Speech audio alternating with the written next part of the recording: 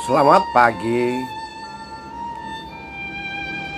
Ketika mereka mendengar bunyi langkah Tuhan Allah yang berjalan dalam taman itu pada hari sejuk, bersembunyilah mereka, manusia dan istrinya itu, terhadap Tuhan Allah di antara pohon-pohonan dalam taman. Anda atau saya mungkin paham benar dengan kisah yang ada dalam Kejadian 3 ini. Ya, kisah tentang manusia jatuh ke dalam dosa. Cerita lama yang terus-menerus terulang dan terulang.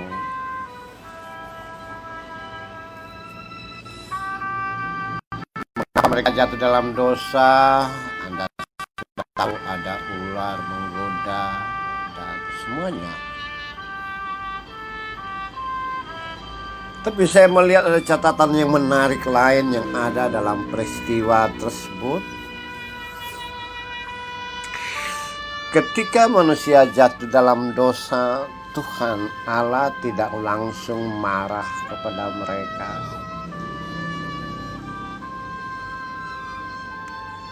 Tapi Ia membiarkan manusia itu dalam keadaannya untuk sesaat.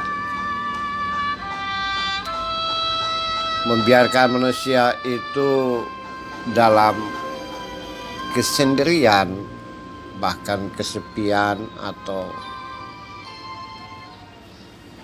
mungkin juga ketakutan. Dan dalam ketakutan itu mereka mengalami refleksi diri atau melakukan refleksi diri dan mungkin saja putus asa.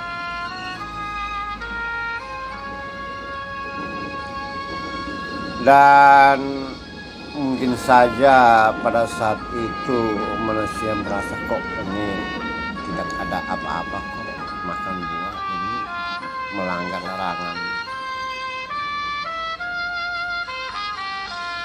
Dan ketika mereka merasa diri bahwa sudah aman, sudah bebas, dengan pelanggaran itu tidak ada hukuman, justru baru Tuhan mencari mereka. Kalimat menarik. Mereka dalam keadaan mungkin sudah melupakan apa yang telah mereka kerjakan dan lakukan pada hari sejuk. Entah 1 hari, 2 hari, atau beberapa lama, Tuhan mencari mereka. Dan di saat itulah mereka mengakui kesalahan dan menerima sanksi dari Tuhan. Saudara-saudaraku, saudara-saudara, dalam kemanusiaan model seperti ini, cara Tuhan menangani masalah atau menghukum manusia yang bersalah ini menarik.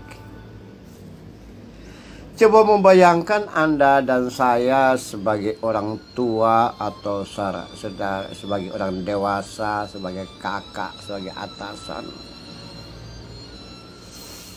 berhadapan dengan anak atau adik atau bawahan yang membuat kesalahan. Dan pada saat dia berbuat salah itu, kita langsung berhadapan dengan dia dan marah-marah. Coba bayangkan. Yang terjadi dan umumnya yang terjadi adalah ada luapan emosi, amarah, bahkan sesuatu yang tidak bisa tertahankan.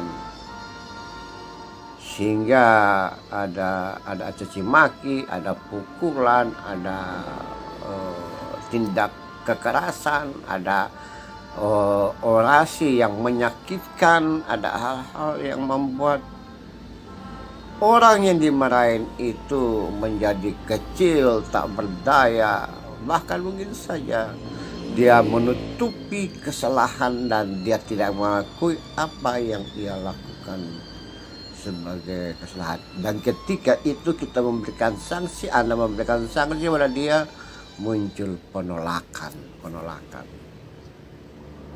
Dan ketika seperti itu maka umumnya tidak terjadi solusi yang baik, tidak terjadi perdamaian, dan hubungan itu menjadi renggang atau pahit, kemarahan yang meluap-luap, memunculkan akar pahit pada orang yang marah sekaligus orang yang dimarahi.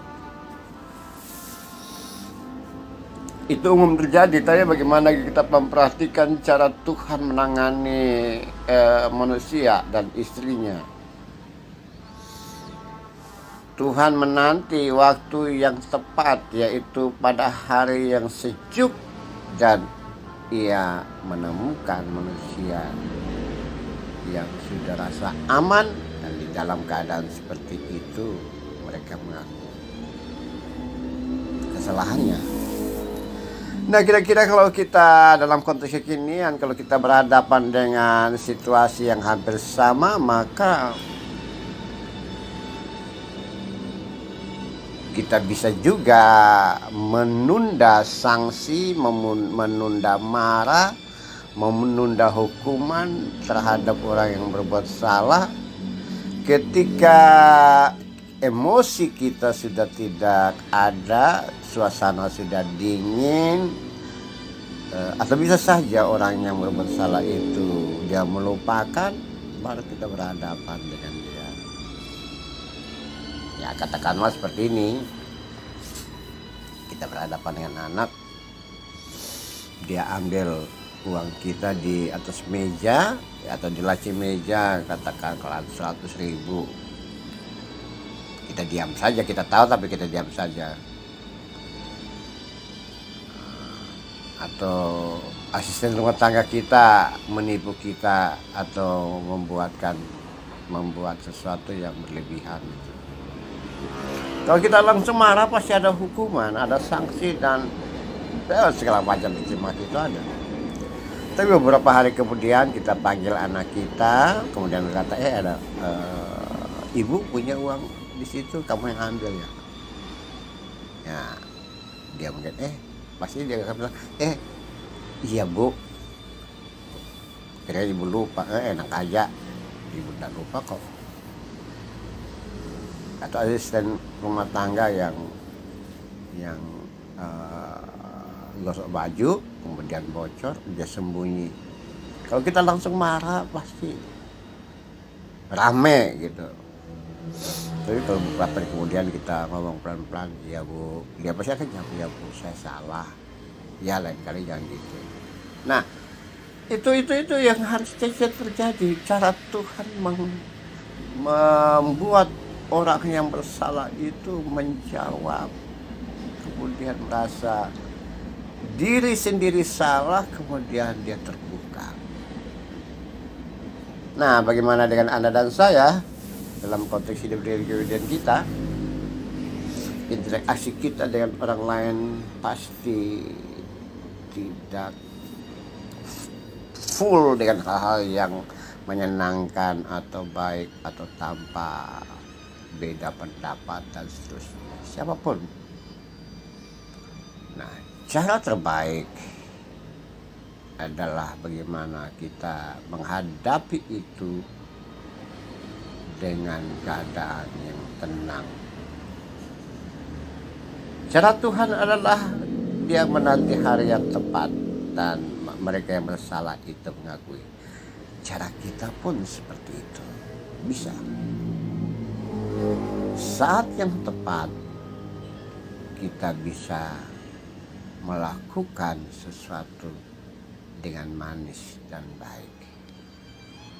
Tuhan memberkati. Mari kita berdoa. Tuhan, jadikan kami sebagai orang-orang yang mampu mengatasi masalah dengan tenang dan sejuk, sehingga membawa kedamaian kepada semua orang dan juga menghindari akar pahit yang muncul dari interaksi kami dengan sesama. Amin.